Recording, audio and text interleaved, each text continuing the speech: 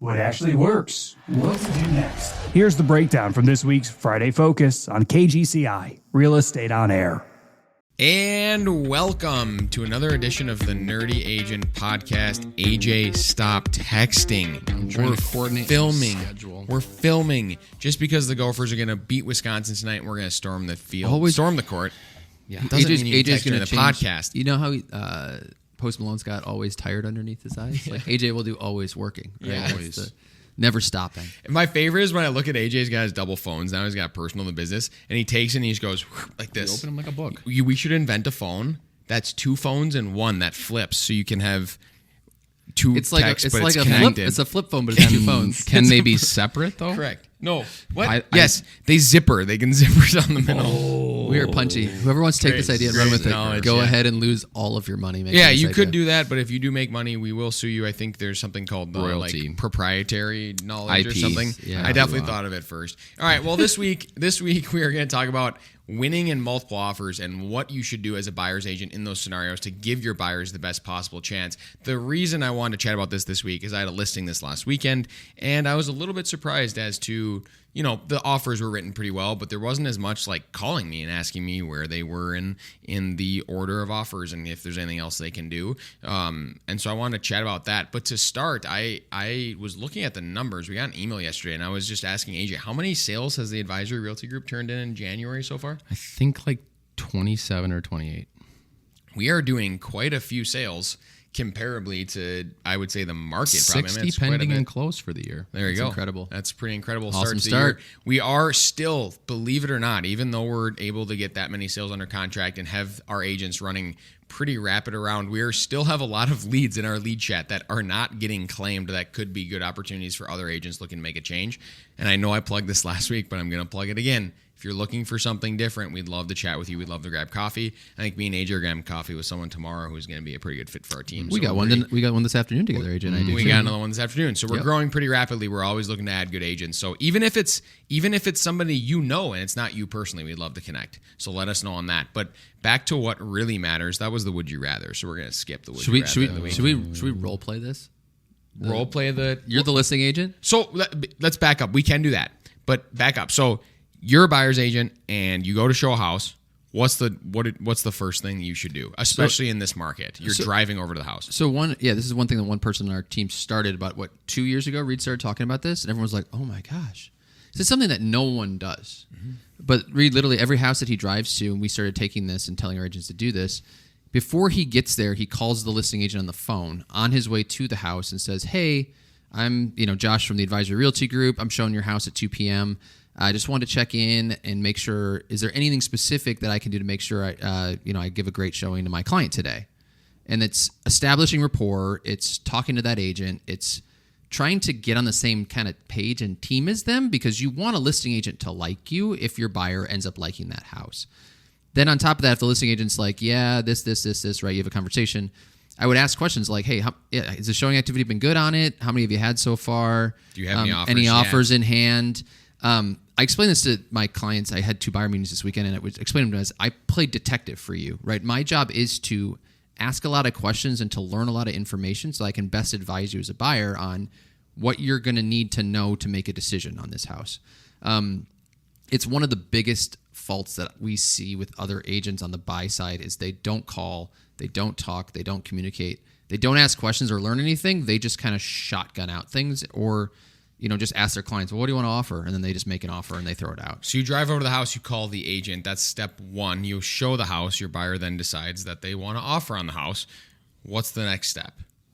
Well, it depends. Do they have offers or not have offers? We're assuming this is going to be like, yeah, they had offers going in. So you call them, they said they had offers. Yeah, I mean, there's a lot of different Pretty standard. scenarios. I've talked to a couple agents on our team this week who were running into competitive situations where they were going to get offers, but they didn't have any offers yet, which we don't need to get into all of that. But if they do have offers and they've created a deadline, right? Let's say they said highest and best for 6 p.m. I say, here's the deal, guys. There are 3 terms that matter more than anything most of the time, 99% of the time.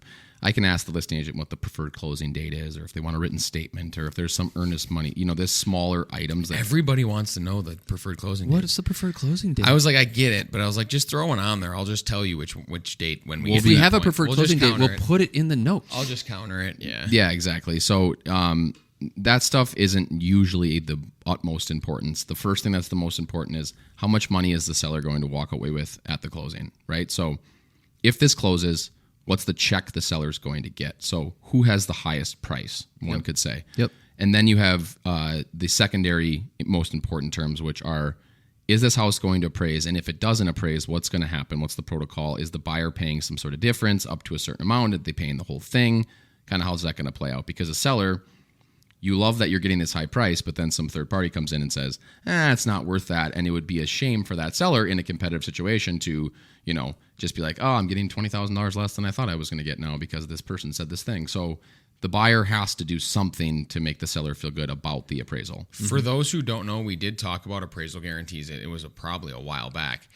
But remember, if you are a buyer's agent and you have a client that's putting more than 5% down on a property and they qualify at 5% down on that property, whatever the difference above 5% is, theoretically could be an appraisal guarantee. If you're putting 10% down on a $300,000 house and you qualify at 5% down, that buyer can put $15K for the appraisal difference, 5% of 300, and they can just lower their down payment to 5% and use the 15 cover the difference, and it's legitimately basically the same thing. They'll have a few more payments to get to 20% to remove PMI, but it's a really good way to essentially hack that appraisal system. Yeah, it will keep the same loan balance. Typically, it will be the same rate. Make sure if you don't have a good lender that you're in touch with, that you talk to them. The only thing that's going to increase is their MI premium, which it might not be that much, but it will make their payment go up just Would the a little amount bit. go up on the MI Yeah, premium? PMI will go The up. payment will, because at 10%, it's a little bit cheaper than it is at 5, okay, but that's a little still it's still not the end of the world. And if it gets them the house, most people are pretty thrilled Better if off their getting the MI house. is up $50 a month and they got the house because they had that gap in there. Yep. The other secondary item that's very important, which we've talked about, is inspection. So are you doing an inspection? Is there any language around what would allow you to negotiate or back out of a contract during that inspection? Are you skipping the inspection altogether, right? So we had an agent on our team. His buyer was feeling frustrated because he lost 3 offers over 1 week. And I said, well, what were the offers? And he told me. And again, most of the time, our guidance when there's more than three or more offers is you got to be about 8 to 10% over the list price on a net basis. So no closing costs, and price needs to be 8 to 10% over. And that could be an escalation clause. And again, we don't need to get into all the ways that we do this, but you need to be around that number to be competitive. Secondly, you need to have these strong appraisal language. Third, you got to have, if you're doing an inspection, it's got to have some strong language around it.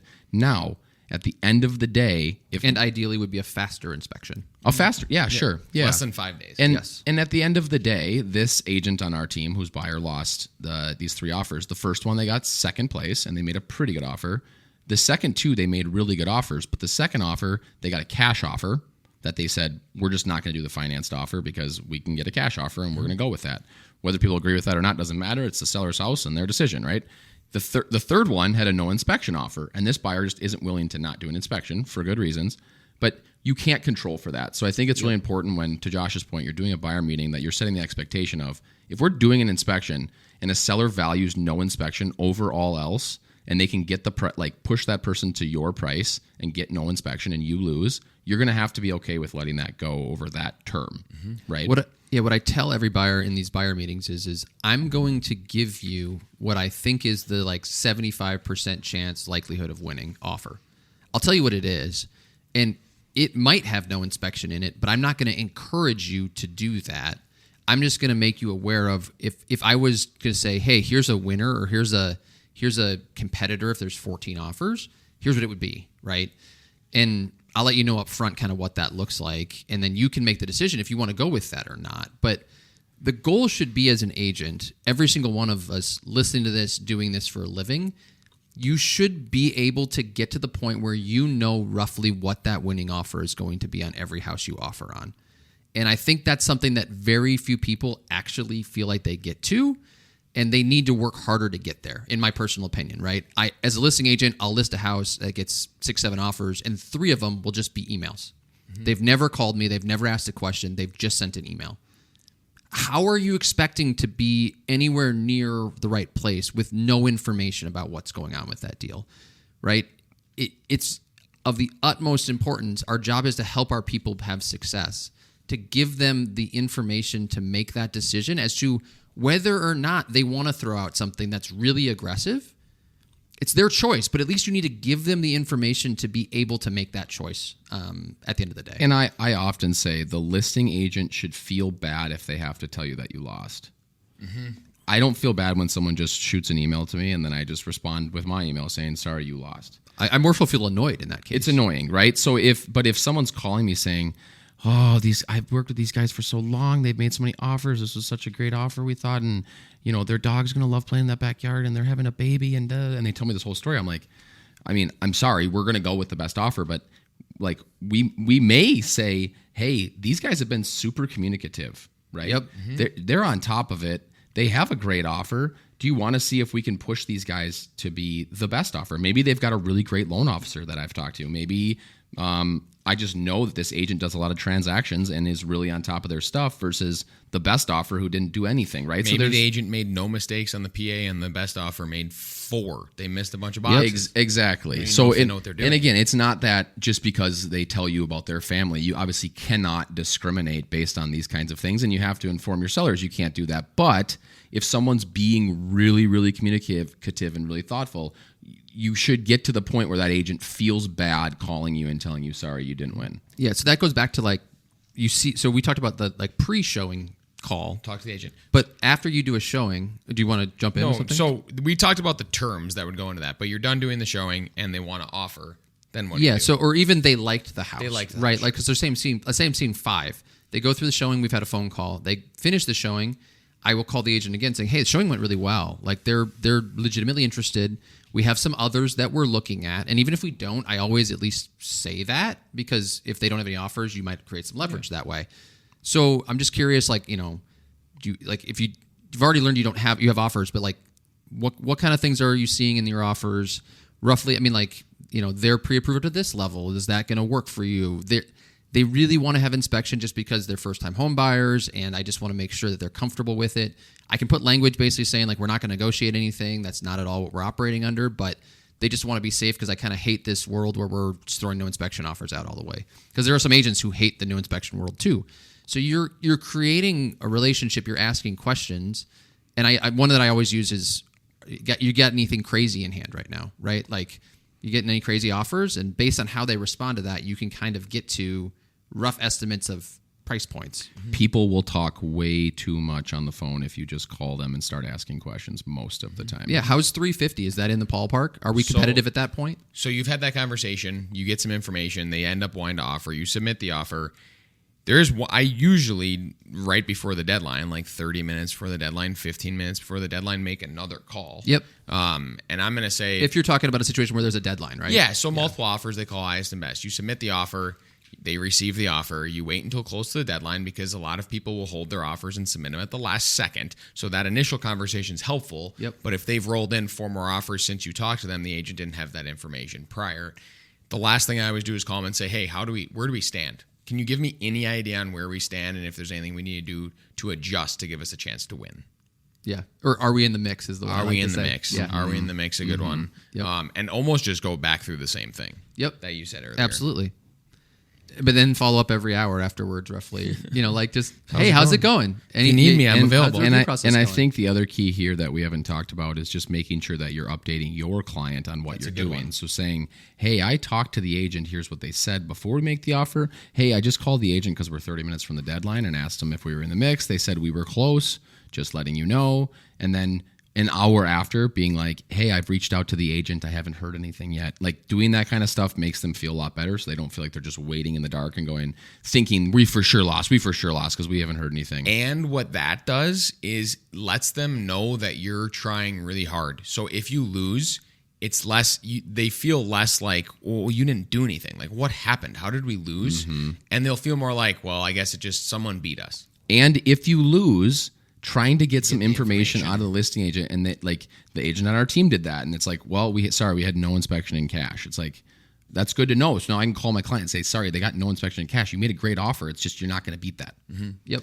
The other one too, just before we're almost done here, but just before we get to the end, do you have any crazy offers? Are we in the mix? A lot of the times too, I'll just say, do you have cash?